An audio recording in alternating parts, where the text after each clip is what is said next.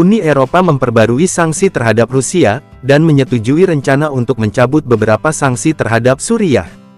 Pada pertemuan Menteri Luar Negeri Uni Eropa pada hari Senin tanggal 27 Januari tahun 2025, mereka juga menyerukan pendekatan terpadu, untuk menghadapi Presiden Amerika Serikat Donald Trump, dan kebijakannya yang dinilai transaksional, dan bersifat divide et impera, atau memecah belah untuk menguasai. Diplomat utama Uni Eropa, Kaja Kallas mengatakan, ketika Amerika Serikat melakukan kebijakan luar negeri transaksional, Eropa perlu lebih kuat ketika kita bersatu, katanya kepada wartawan. Susanna Fehr, dari NGO German Marshall Fund of the United States, mengatakan bahwa Trump bermaksud melemahkan Uni Eropa, dan berurusan dengan negara-negara anggota Uni Eropa secara bilateral. Jika para pemimpin negara Eropa bersaing untuk mendapatkan perhatian dari pemerintahan Trump, hal itu akan berdampak negatif pada persatuan UE, kata Susanna Fehr kepada wartawan. Dan dukungan Trump terhadap mereka yang skeptis terhadap Eropa, dapat semakin melemahkan persatuan tersebut. Meski tidak seorang pun mengetahui dengan jelas, bagaimana tepatnya kebijakan Trump akan berjalan dalam beberapa minggu mendatang, dan kekhawatiran akan perang dagang terus meningkat, tetap ada harapan bahwa ia tidak akan bersikap lunak terhadap Presiden Rusia Vladimir Putin. Di balik pintu tertutup, para diplomat Eropa tampaknya lega, bahwa Trump mengancam akan mengenakan tarif yang lebih tinggi, dan sanksi yang lebih berat, jika Rusia tidak mengakhiri perang terhadap Kyiv.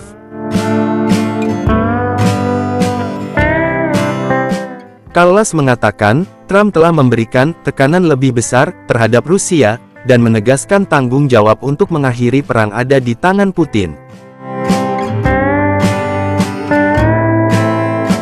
Uni Eropa perpanjang sanksi bagi Rusia, Hungaria sempat ancam veto. Uni Eropa memperbarui sanksi terhadap Rusia yang membatasi perdagangan dengan negara itu, serta kembali membekukan miliaran aset negara. Ini akan terus mengurangi pendapatan Moskow dalam membiayai perangnya, tambahnya. Rusia perlu membayar kerusakan yang mereka timbulkan. Sebagai reaksi, Perdana Menteri Hungaria Viktor Orbán mengancam akan memveto perpanjangan sanksi tersebut, jika Uni Eropa tidak membuat Ukraina mengangkut gas Rusia lewat jaringan pipanya ke Hungaria. Awal bulan ini, Ukraina memutuskan untuk tidak memperbarui perjanjian yang mengizinkan sumber energi Rusia mengalir melalui wilayahnya.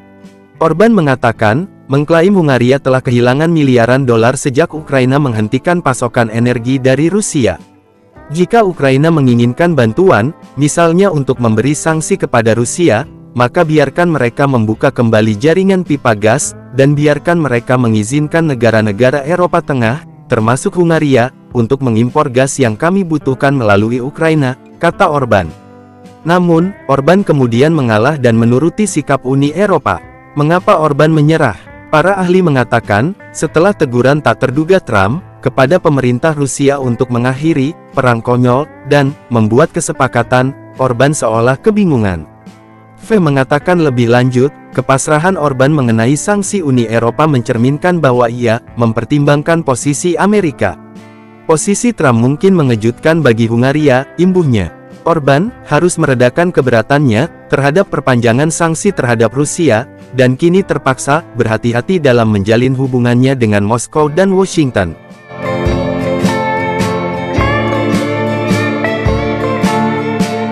Uni Eropa tangguhkan sanksi bagi Suriah.